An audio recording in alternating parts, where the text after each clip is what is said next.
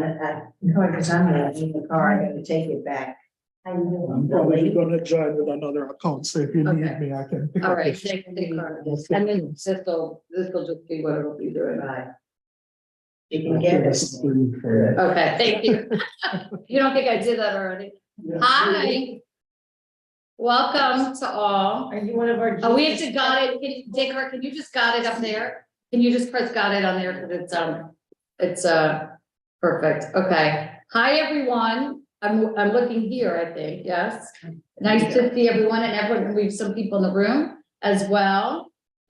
This is a really exciting journey through all these different levels that Karen Kadar created to help us look at Shavuot and dig more deeply. And it's appropriate because I just got back from Orlando a little while ago this morning from a retreat that Cantor Michelle invited me to that was for Jewish women to dig more deep in their spirituality. It was really interesting. It's funny to be on the learning side and on the teaching side. It was good. And it was, and as someone who like moves quickly through things and kind of likes concrete and real, it was like, it was really healthy and good to kind of sit in a space of just reflecting and digging deeper. And that's what we're doing with Shavuot. So this week, the step is hope and how hope ties in to our approaching Mount Sinai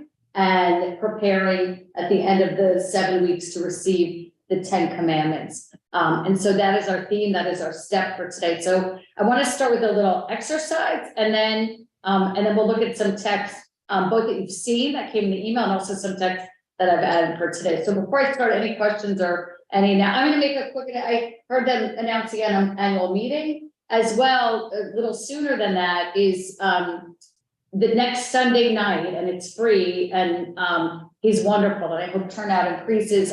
We have an Israeli veteran soldier, Nir Rubin, who does an amazing show about, he's a musician, very well-known musician in Israel. He was on one of our Peace of Mind groups a couple of years ago of Israeli soldiers that came over. He does a show about losing his best friend 2 weeks before his wedding during the 2006 Lebanon War, when he was in battle, and that is the friend through whom he met his wife.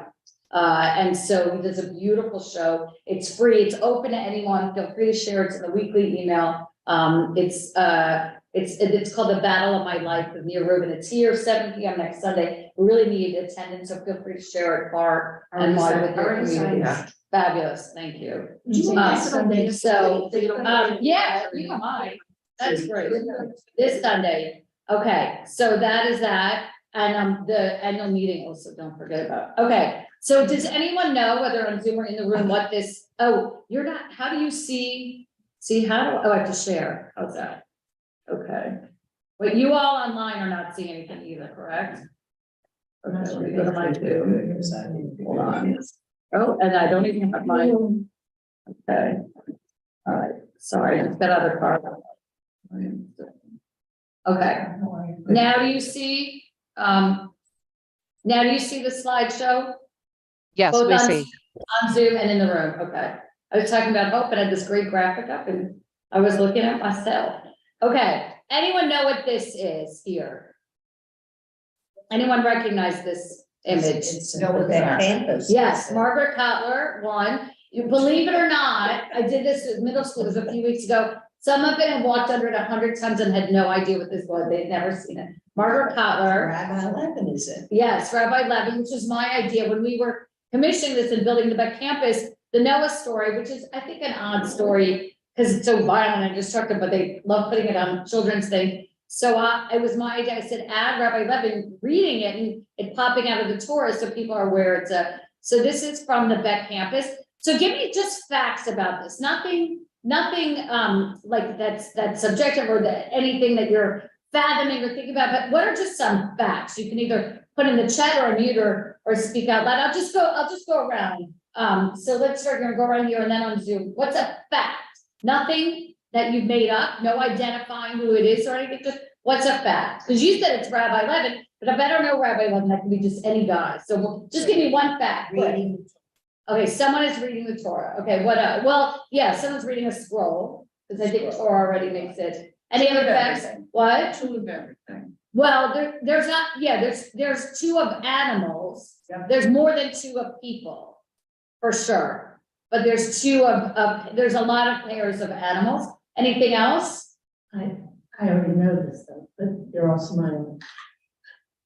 Okay, are they all smile? I can't They're all see. happy. Okay. Okay, well, happy, they're gonna be smiling and happy, so smiling is a fact, you can look and see a smile on the face, unless it's a grimace, but happy, we don't know, 'cause okay, now what's some subjective things, so like, someone said it's Noah's Ark, someone said they're happy, right? What are there, anyone online, anything fact or thought, subjective? Couples, man and women, are that? Or there's a couple of couples. Anyone else online? Okay. All right, so now a question for you. How are the polar bears doing? Where are they? Okay, so how are the polar bears doing? We didn't subjectively or factually talk about the polar bears. So let's look at the polar bears. In the back, there are two little polar bears, or they're little because they're far away. They're in the back. So let's talk about how are polar bears doing in this climate? What's our feelings for the polar bears right now? Now that we've seen the polar bears, what are we feeling about the polar bears? They need to be in cold weather. Right, we're assuming they need to be in cold weather. They weren't noticed by us till this moment. There was no one who said there's two polar bears. We just said general animals that are specific, that are there, okay? So, and now next time if you're at the vet campus, you won't be able to unsee the polar bears. Your eyes will be drawn right to the polar bears that are there. Are they? So why do I start this way? Because I want to accentuate that hope, which is part of this journey to Shavuot. Hope can be minuscule.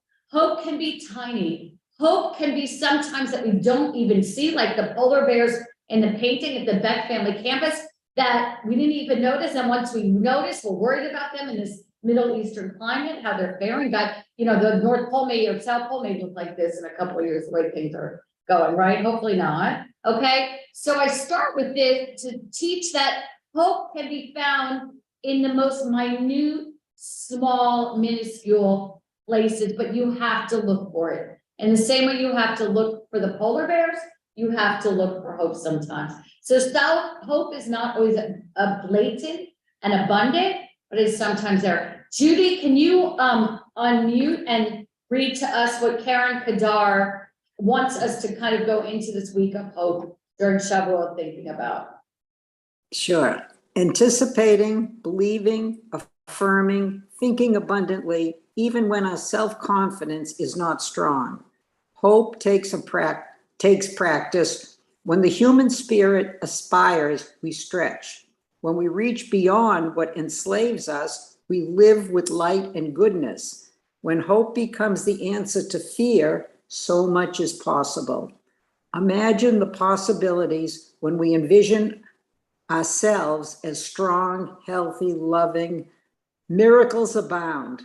Karen Kadar. That's definition. Is hope easy or hard? Hard. It's hard. It's a lot of work. I think she literally uses the word fear, right? The answer to fear that we have to adopt, that we in places that when we don't feel strong, that it takes practice. Now hope is just a word. In Hebrew, it's tikva. We'll talk a little bit more about that word. But just for a second, we like to say, oh, there's hope. But it's so easy to roll off the tongue. But delving in, you see it's not so easy. And it takes work and it takes practice. So what we're going to do now is look at some of the quotes that came out in the email last week and delve into some of them. And then look at some text that I want to bring in, which go to a biblical text place about hope. So Karen Kadar used this quote from Isaiah in order to help us find a reading that helps us connect with hope. So just someone, yeah, go ahead. Creator of darkness and light, banish my despair, turn aside my indifference, soften the callousness of my heart. Open my eyes that I may see that beauty abounds and that I love abides. Let me, sorry, we're being a little technical around here. Hold on. You do whatever you need to do. Oh, you know what, that's on the TV. Mamma mia. Okay. Well, that's a TV thing, now I have to find the remote.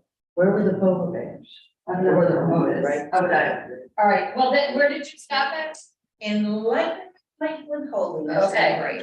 As it is written, come let us walk in the light of God. So the question that, and of course I've messed everything up now.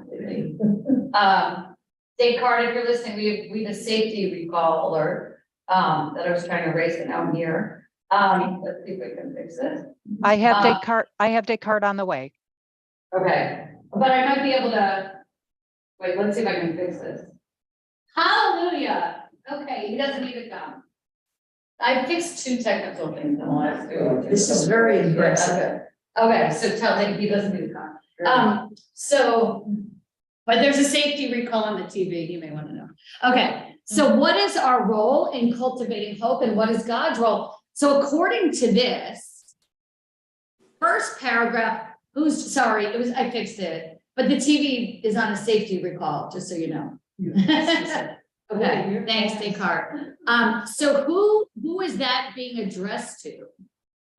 God, right? Like, but in order, it's like a mutual, in order for me to be able to heal, I have to take the pills, right? So in order for God to heal me, I have to be open to hearing God and doing the work, right? And I'm asking God to open my eyes, right? But who really controls the opening of my eyes? I do, right? So this is perhaps, and it's so appropriate, last week was Kiddushim,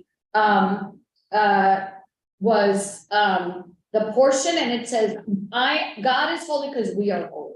And Judaism has always understood that it's a partnership. So with hope, right, which you'll see is tiny as those polar bears in the picture, there must also be partnership. This is my favorite. Rabbi Alana put together a lot of the quotes for this.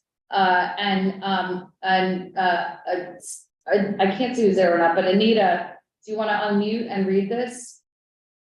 Okay. The eye has a dark part and a light part. One can see only through the dark part. Midrash. Tanchuma. Okay. I love this. And you will see the text we will get at later. And again, I don't know if this is the Jewish sense of hope. I don't know the etymology of the word in English, but for Hebrew, the etymology, as we'll see in a little bit, is like hope is found in the tiniest, darkest places. Like, that, what's that Japanese art where you fix with gold? Katsugi or something, Kansugi or and that in the darkest places. And I think in a post-COVID world, we're like, okay with like not quite perfect. Like, I think that a lot of times we have put ourselves through rough and difficult standards and work pace and things like that. And like COVID was a time to say, okay, stop and find hope and joy and beauty in less. And I know at least my kids want less, right? They want less. They want to wear used clothing, not new clothing. So the environment's less damaged. Like, it's all about less, but it took us a long time to learn that. And the earth is showing that for polar bears. But Judaism knew that a long time ago, that even the tiniest, most minute, thanks, Margaret. All right. See, I think hope, in one case, is a psychological mechanism for fear, and it can take you off. Sometimes you can get frozen. It can take you off of taking action. The thing is, I think what you're trying to do here is that you're hoping, but you have to act. What I hear you say is almost like a fight and flight, but a hope or despair. Like you two choices. I just think sometimes it's to block out what reality is. Oh yeah. So it's you start to hope. Yes. Okay. like after the shock. I think it depends that's an interesting, like, how do you find hope in the dark, very, very dark places?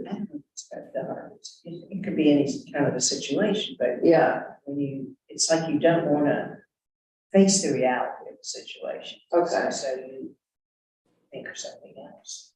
Or you. you think hope is not related, interesting. Any other thoughts? So, to go along with that, I was always taught, and Rabbi and I had this conversation, that hope is in non-action words. And so, what I heard Margaret, what I think Margaret was saying was, instead of facing your fear, you're hiding in, well, I hope it's going to happen, rather than, I'm going to do this.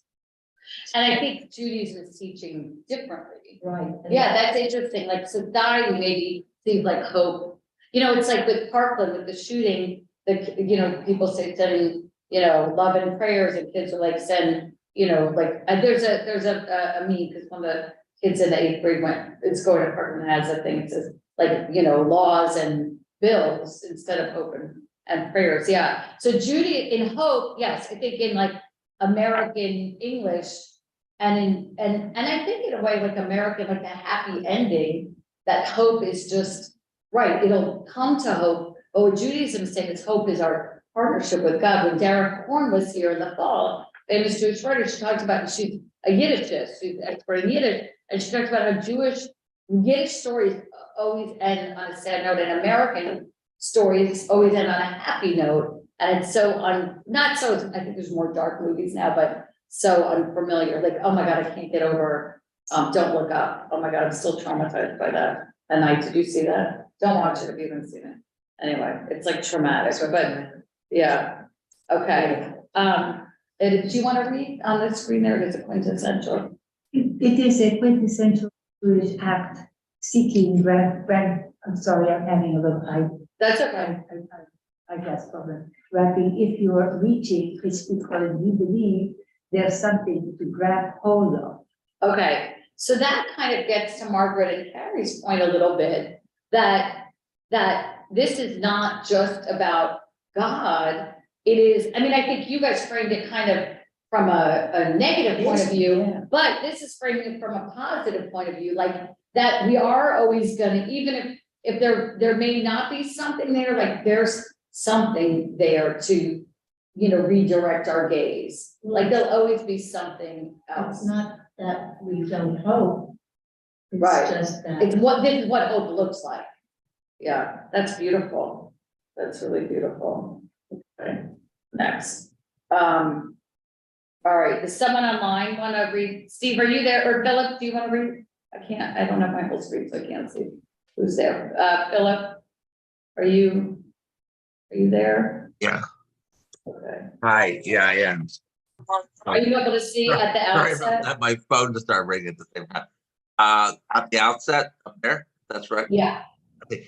At the outset of creation, Genesis 1:27, the Bible teaches that human beings are made in God's image. Can one be in the image of that which is not physical?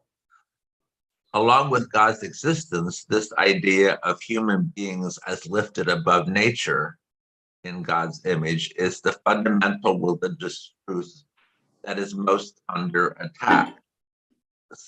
Some modern historians robbed us of the idea of our uniqueness. Believing we were special creations, evolution taught us that we were not. Since then, confidence in God's relation to human beings has faded. For to be the image of God cannot mean that 1% of our DNA is different from that of a chimpanzee. And I think this is kind of relevant in the AI discussion that's been in the world now, like that you think what you create is so special, well, just feed some information here and out will come something far more special. Like I just heard the story we're gonna end here, like you can describe a couple of things you want in a piece of art and the art will come out looking like that. So I was thinking like, oh, I love Renaissance still lifes with flowers, and like seventies bubble letters.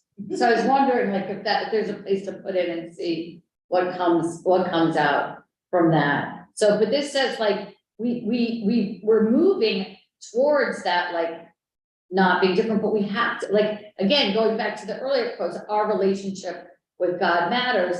And it's the relationship of, with God that is the place where hope has to be a journey and a piece of work, right? That some of us are maybe apt to just be like, it's there, I might have to look elsewhere for it. But it's almost two different directions. Like one is it's there, I'm gonna grab for it, and the other is like, I'm gonna do the hard work with God. And like a lot of things in Judaism, it's a balance. Musar, this field of ethics, is all about balance. And you know, the old timey scales, like balancing scales. Barbara, do you want to read this one? This is Rabbi Dan's one that he added to this list of quotes. To be a Jew is to be an agent of hope in a world serially threatened by despair. Every ritual, every mitzvah, every syllable of a Jewish story, every element of the Jewish law is a protest against escapism, resignation, or the blind acceptance of fate. Judaism is a sustained struggle, the greatest ever known, against the world that is, the name of the world that should be, but is not yet.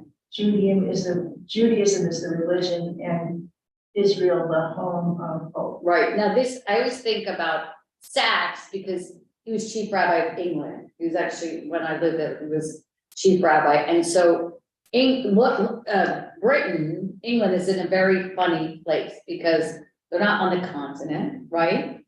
But they're not at America. They're like in this middle place. So World War II, like if you go to England still, there are like bomb marks on the side of the National Gallery that they kept there as a reminder. And a lot of kids were sent to the north, so they weren't there during the Blitz and the raids. But Germany didn't get on British soil, but a lot of British soldiers died, like Pearl Harbor, which is ingrained in us. So he has this worldview of this in-between space where there's terrible things that have happened to the Jewish people, and there's plenty of reason to be resigned, and yet if you do the work of staying in the struggle, kind of in that England place, Switzerland's not the right word, but maybe it's more like a Switzerland where you acknowledge the struggle, but you also live in that place of hope. And it's funny because even thinking about Shavuot and the giving of the 10 Commandments, right? When we get the way Torah is written out, there's this odd thing that happens. Like there's something called redaction, where like different pieces of Torah were probably written in different ways and it was put together. And the way the story is redacted in Exodus, it's this odd timeline because at Exodus 20, you get the 10 Commandments. And then from 20 to 34, you kind of go backwards and you have the children of Israel, Moses going up the first time you get the 10 Commandments, coming down, seeing them building the golden calf, throwing down the commandments and getting the second set. So it's weird. It's like a flashback where it's like an odd redaction in order. So we have both. We have this like joyous giving of Shavuot and the 10 Commandments, but we also know that it wasn't an easy path, and they were moaning from when they left Egypt. And in fact, the second set doesn't come down until Yom Kippur, between the breaking and the going up on the mountain. So there's a lot of stuff and struggle in between. And again, it's that trying to find balance between the two, but not losing hope in finding the balance. I laughed that Rob Bellis quoted in this Brene Brown. He was one of the first podcasts I listened to, and Brene Brown with people, which people absolutely love. So Phyllis, are you able to read online that it's? Yes, Go ahead. It's what's under. It's what's under cynicism and sarcasm is despair. The antidote is cultivating hope. According to the research of C.R. Snyder, hope isn't a warm and fuzzy feeling. He actually defines it as a cognitive emotional process that has three parts. This is a process that most of us if we're lucky, are taught growing up, though it can be learned at any time. The three parts are goal, pathway, and agency. We can identify a realistic goal. I know where I want to go, and then we can figure out a pathway to get there, even if it's not a straight line and involves plan B and scrappiness. I know I can get there because I'm persistent and I will keep trying in the face of setbacks and disappointment. Agency is our ability to stay on the path until we've arrived. I know I can do this. Again, while a cynic might argue that someone who clings to hope is a sucker or ridiculously earnest, this type of armor typically comes from pain. Often people's cynicism is related to despair. As the theologian Rob Bell explains, despair is the belief that tomorrow will be just like today. This is a devastating line.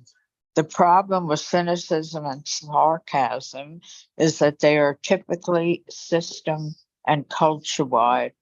It's just so easy to take shots at other people. As brave leaders, it is essential not to reward or allow it. Reward clarity and kindness and real conversation, and teach hope instead. This quote reminds me, it's beautiful. Thank you for reading those. I don't know if you know, like if you're medical, there's I've been told, I don't know if it's true or not, that on the 8th day of life, there's a surge of vitamin K in the blood, which is a clotting element. And brisses are done on the 8th day unless there's a medical issue. And I was talking to a doctor once about like how they would know this 3,000 years ago. And they said they probably did the bris on the 1st day and the 8th day, and the 10th day, and the 20th day, and the best results were the 8th day. Like, you know, like, and I feel like this is the thing, like this is a modern, I don't even know what to call Brittany, a researcher, I guess, because she does delve in research. She's come certainly like a guru kind of figure, that everything that she's saying about hope reflects with what Judaism has understood about hope for thousands of years. Not a warm and fuzzy. It's not like just grasp, like I'm gonna do everything not to deal with the mess that's over here. Like you have to, but that there's a process that comes in hope. And again, God, she doesn't necessarily use God here, but that I have a role in this. Like I have to figure out where I want to go and fight to get there. And that's where the hope lies. So any comments about this, or does this resonate with anyone? I mean, it's really nice to be validated, like, you know, with this modern popular speaker, about this, what Judaism has reflected on anciently, and like the clotting element on the 8th day, it's like really interesting. And then, I have to play something. I hope this works. We'll see. Okay. So, and then of course, what's the national anthem of the Jewish people? Okay. Okay. I did not prepare Descartes for this, so we'll see if this works. So what I have is, if I can figure out how to play it, let me stop sharing. So at the end of April, at Bergen-Belsen, there was a British journalist that was covering the end of the war, and they were like kind of seeing for the first time the horrors of the camps. And Jonathan Sachs talks about this a lot. That this British journalist was there, and hopefully this will work. Give me 1 second. We shall see. See if this goes. All right, so give me a thumbs up on the Zoom if you hear the sound. Hold on.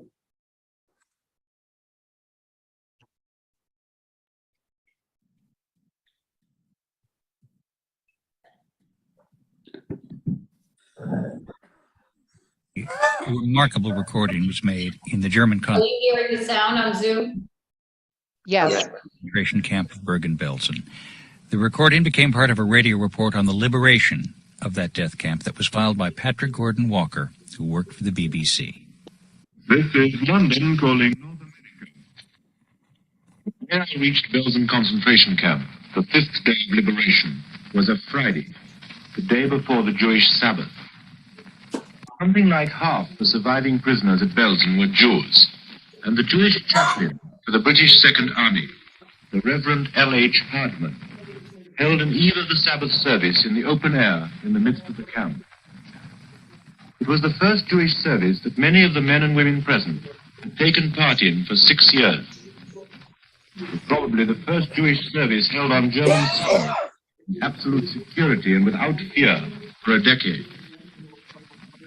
Around us lay the corpses that there had not been time to clear away, even after 5 days. 40,000 or more had been cleared. There were still 1,000 or 2,000 around. And people were still lying down and dying in broad daylight in front of our eyes. This was the background to this open-air Jewish service.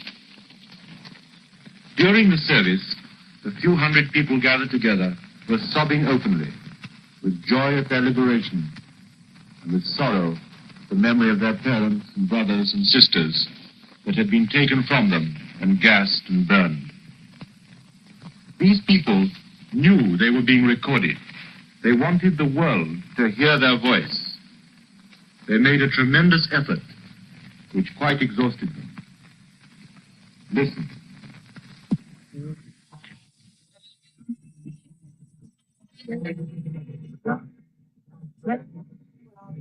We're losing audio quality. Okay. You're not having audio here. Is it playing at all? Here, let me turn it up on my.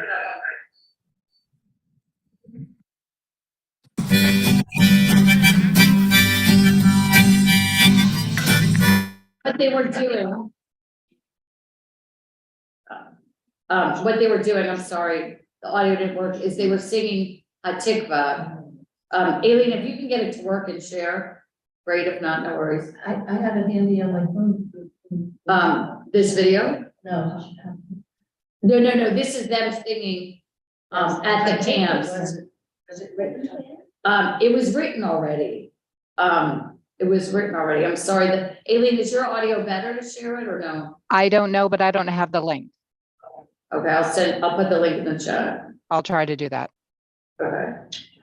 So anyway, the point being that, that here we are, you know, it's the end of April 1945 at Bergen-Belsen. And, here, I'm actually putting in the chat so everyone can look at it. Aileen, you can see if you try, but if not, you can all, who are on Zoom see it. And I can play it for those here after. So they sing Hatikva. So if you want to talk about like a space where there is like minimal hope, and yet they're singing Hatikva, the hope, that's there, that recording, and Aileen will come back to us if she can get her. Aileen, it's towards the end, so you know the better quality. So what, were you able to do it? Not yet. I'm queuing it up. Okay. All right. It's like towards the end where, if you just give us a second, just because it's beautiful to hear.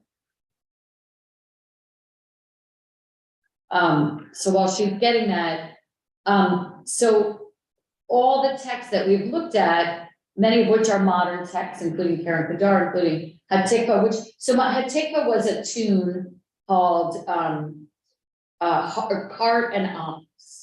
And then they changed the melody, and Naftali Imber added the words. It was like I think a Romanian tune, Cart and Ox, and then they merged it with this poem of Naftali Imber. It was already a Zionist anthem. So Aileen, are you ready? I can try. Here we go. Hatikva was a 19th century Jewish poem. Right, and the tune was this song Cart and Ox, or Black Lava, I think. I think you need to share sound, Aileen. Unshare it and then choose share sound. I might have to stop sharing. Oh, no.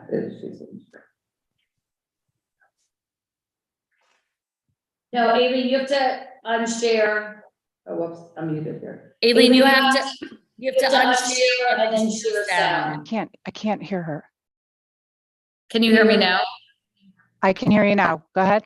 You have to if you're gonna share the video, just make sure you share sound.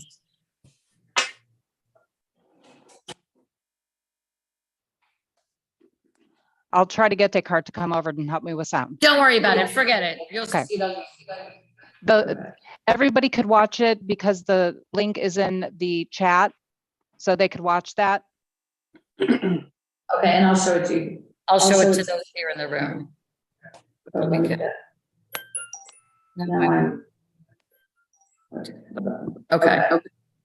Oops. All right, I think we're good. Nope, still no good. Hold on. Is that better now? Okay, good. All right, see? You know, see? What Hello?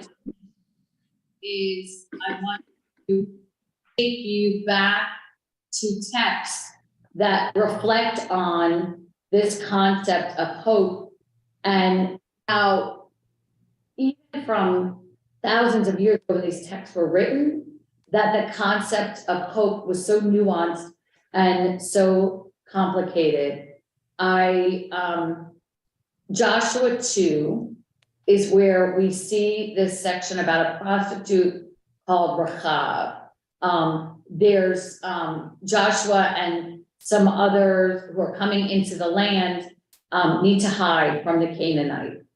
And so she is able to house them for the night, and then they're going to come back and attack. She tells them, you got to get out of here because they're going to come find you here, stay hiding. And then when the pursuers return, then you'll go on. And she said, and she was protecting them. We'll see the opposite of this in a little bit. And so when they were coming back, they knew they were going to invade the Canaan land, which was going to become Israel, but they wanted to make sure that her house wasn't attacked.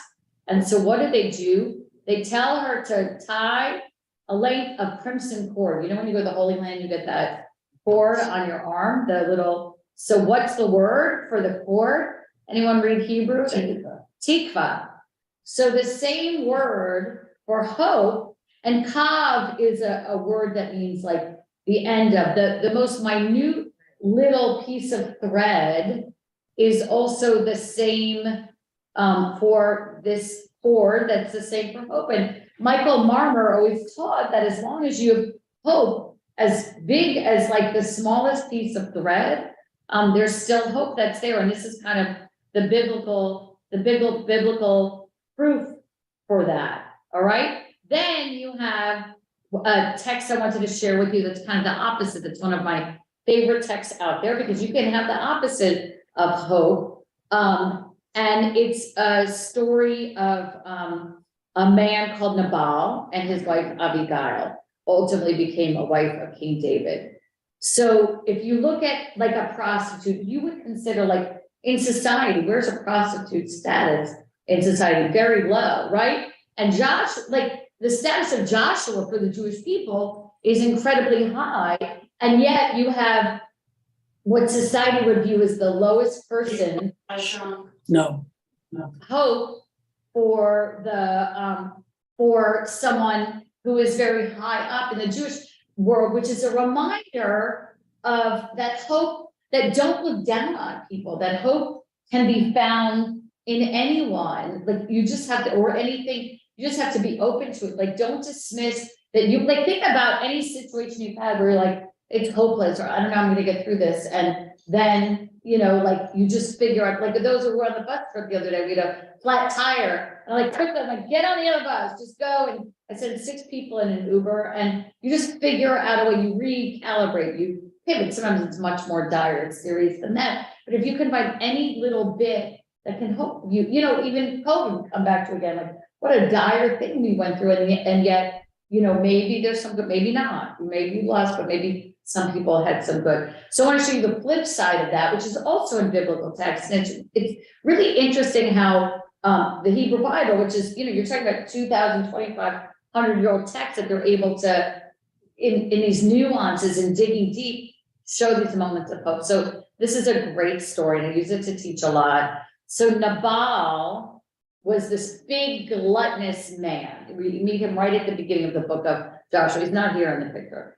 And King David and his army are fleeing. Remember, like when David starts the story, he's not king, he's like a warrior and he's in hiding. There's a lot of people after him because other people want to be king. It's a lot of house intrigue. Hopefully Prince Charles in the coronation this week won't have such problems.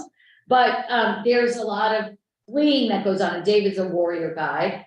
And so Nabal, he was this big gluttonous man. He has plenty to eat, plenty to drink. He's Jewish. And David says, can you just feed our troops and like just give us like a little bit of shelter? You clearly have a lot. He's a big guy. There's a lot of food and drink there. And he says, no, right? So David's like very violent. I got my revenge. And Abigail, who's pictured here in the center, pleads for Nabal, for her husband, and says, listen, I know he's a jerk. We're going to look at a little more detail, but he didn't break any Jewish law, right? He didn't do anything that's wrong, halachically. And then what happens, and this is Abigail with Nabal, about 2 weeks later, all of a sudden Nabal gets sick. And what happens to him? He dies, right? So just a little bit of the story so you can see. I'll just skim through this because we don't need to read the whole thing, but just because it's a great story in the book of Samuel, which is a little later than Joshua, where we see the tikva, the red thread.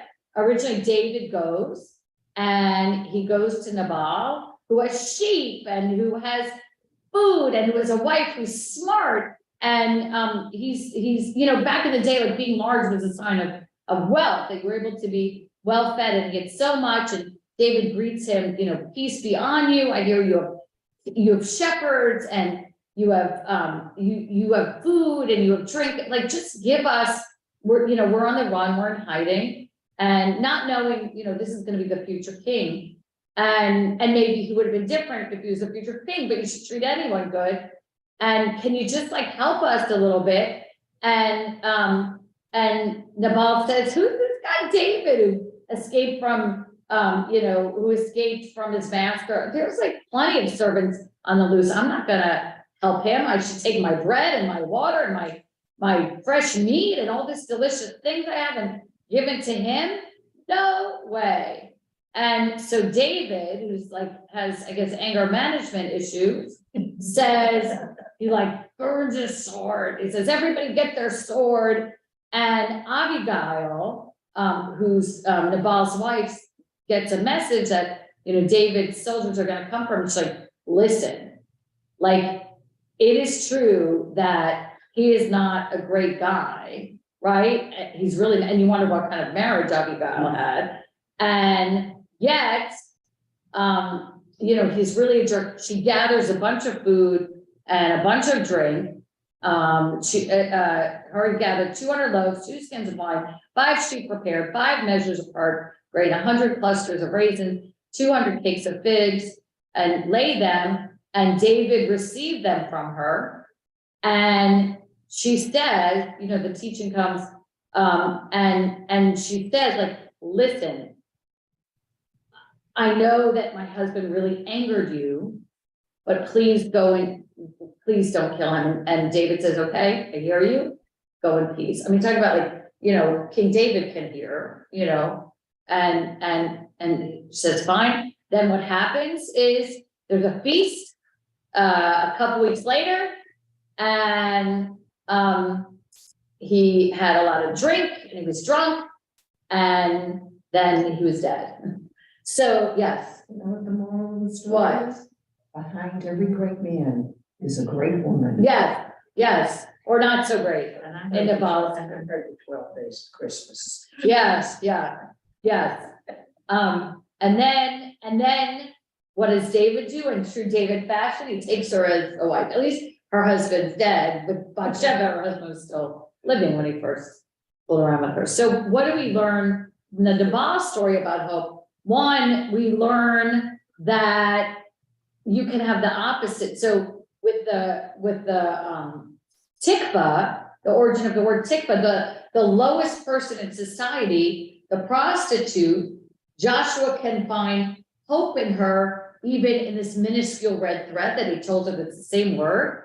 And yet, in David, who went to the wealthiest person to find hope and found none, right? And so it reminds us like that ultimately, at the end of the day, whose responsibility is it to restore hope?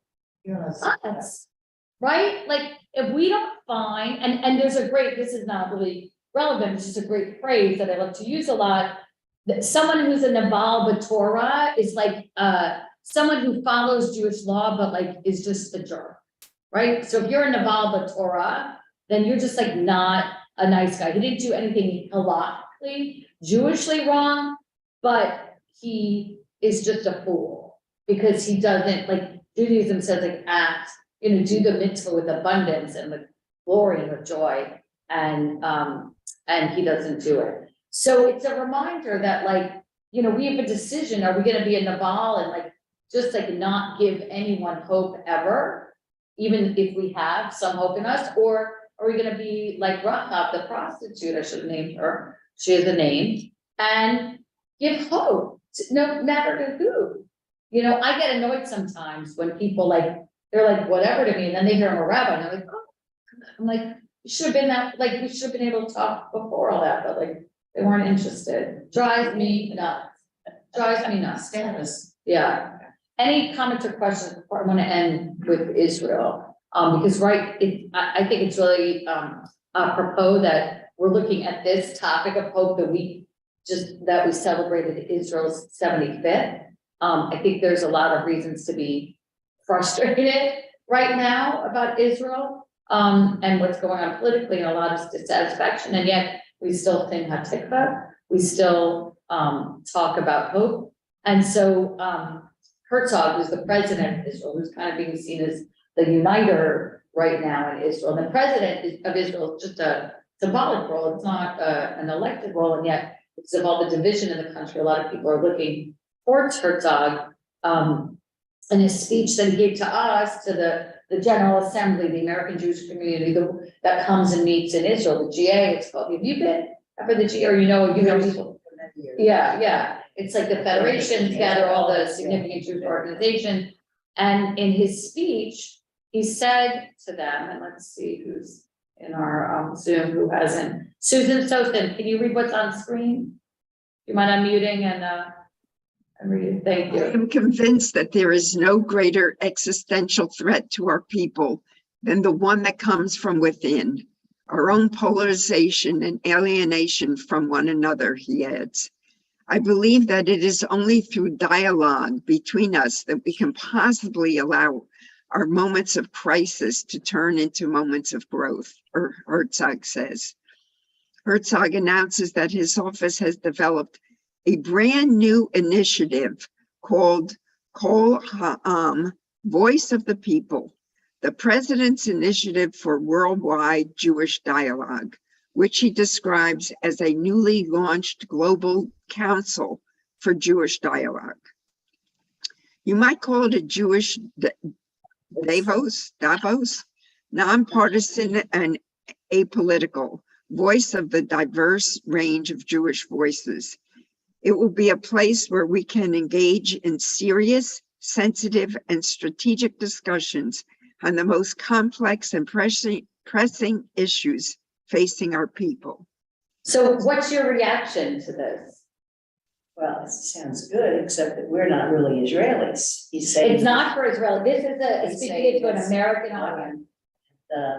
Or North America. And the Israelis may not think that other people, that the Israelis have this right to share what they want, unless we're supporting it. Well, he's saying that's not working. I don't want to focus on myself. He's saying that that's not working anymore. And that in order for there to be true moving forward, we have to talk to each other. And Jewish people have always studied and talked. And it's almost as you have to, like, in order to find hope again in the future of the Jewish people, you have to do the work again. And you have to sit down and talk to people who are different with you. And if you look at those two biblical stories that we looked at, Rahab and Joshua couldn't be more different. Joshua's just been schlepping through the desert with the Jewish people, has had to deal with the death of Moses and taking over from Moses, right? Very one experience. And then Rahab was a prostitute. You can only imagine what her life is like. And she's in Canaan, so she's lived in this Canaanite society. And yet that word hope is coined in the connection between these two people. And with all the split that's going on, not just in Israel, but in the United States and many places, like what Herzog is saying, who's really, I think, the beacon of hope right now out of Israel, but speaking to the American audience, I think that's what's important. It's not saying you Americans decide what's going to go on in Israel, but in order for their connection to be, we have to talk to each other, and all the different kinds of Jews have to talk to each other, and in that is found hope. And I think like that's where we kind of, you know, find ourselves right now in this pathway to Shavuot. Like, you're stopping and pausing week by week and digging deep into a step, whether it's hope or imagination or the other steps that you've looked at, like that you're pausing and saying, all right, I'm not going to just go and get ready to get the 10 commandments. I'm going to like stop along the way. It's like taking a drive, you know, do you drive to get there as quickly as possible? Or do you wander and perhaps see something interesting and different? And sometimes you need to just get home. You know, sometimes you need to just do the drive and get home, but sometimes it's in the wandering that you find the greatest, you know, the greatest joys. I mean, think about how many things that you do in your life that you never once upon a time did, but have given you, you know, so much joy, whether it's Jewish learning, whether it's having grandchildren, whether it's art or whatever else, you know, you've picked up. Like, there's just unseen hope, and it's so minuscule. But some people are just in a despair mentality all the time, and they just always want to despair. And like, hope is work. It's so funny. There's people, I talk about this sometimes. There's people who like they could be fine. They see me and they're like, they go dark. Like, there's just like, for them, I represent like a dark, like that they have to talk about all that is bad that is going on in the world in their life. Like, there's just like, and I think like what this is saying, like, is like, we don't have to go dark. Like, with every situation we're in, we have to like stop and reflect and kind of dig deeper. Where's God here? Where's companionship? Where's there's love here? And figure out how to find it. Even in the most minute tikva, little thread, like there's something that's hopeful, that's there. And that's, you know, it's tough. You have to remember that when somebody gets nasty. Yeah. Well, it's funny. So I'm teaching right now Musar ethics to 8th graders, and tonight is our final class. And Musar, hopefully we're doing it with adults. We were supposed to pilot program this fall, spring, but hopefully we're doing it next spring. And, you know, I mentioned it earlier, those old timey scales with balance. So the different midot or attributes, like bravery or justice or respect or humility or jealousy or envy, they're all different attributes. There's like 48. I think I use Pez as a metaphor. And for them, I use Pez. They're all stacked up inside of us, and you always have to find balance. Like if you're too humble, you're not going to be heard. If you're too egotistical, no one's going to listen. You have to find balance. And I have speaking tonight 2 people who just exhibit balance. One is a congregant, who's a police officer. He spoke at the Bethel talk. Brian Goldfuss, who's a police officer, which already requires a lot of balance, who works with the homeless, and the other is Commissioner Shirley Johnson, who's been commissioner of Delray, had a long career at IBM, does a lot of work bringing up, she went to Howard University, does a lot of awareness, brought soil to the lynching museum, which some of you were at with Greg Tripp, and just is an amazing leader, reminds us of Black history and how important it is, and being part of community. And for me, like, I'm bringing them to the kids to say, like, these are 2 people who have found balance. And that's one of my questions I have the kids asking them tonight, is like, because they're both in fraught situations. Imagine doing politics, and her race was very contested because she got turned out. It was a very contested election, a lot of mudslinging. Brian's been in, you know, difficult situations as a police officer. She is a politician, and like, how do you kind of find hope and balance in that? Like, look, I'm the first to admit I don't always have it. I'm like, you know, there's that New Yorker in me though, you know, fight, not flight, but instead we say despair, hope, not despair. We'll see. Anyway, any closing comments from those online or in the room? This is very good. Thank you. Thank you. I think, yeah. I'm gonna put in I'm gonna beg.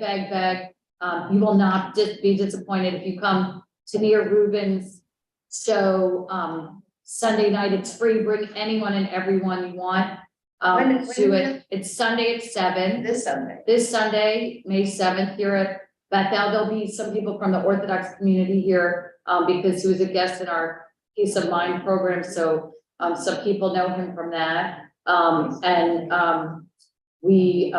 just hoping for registration on the low side. I know we're so programmed here at Temple Bethel, but he's well worth the time to come, and it's free. You can register, and he's an incredibly talented musician, who tells through song and imagery and declassified material the story of losing his best friend in the Lebanon War 2 weeks before the wedding to the woman that he met because of her. And he just tells it so beautifully and sensitively. And he's been to Temple Bethel. This will be his 3rd time at Temple Bethel, believe it or not. Not for the show. Yeah, the show is musical. So with that, all right, hopefully for a week full of tick of hope, even look at the smallest thread. That's what I said in the Shabbat message. If you find the smallest thread on whatever you're wearing, that even a thread that small, you can find hope. That little bit of hope, you can find it. All right, take care, everyone. Thank you to Descartes and Aileen, who helped me manage our hybrid, and have a great day. Thank you so much, everyone. Thank you.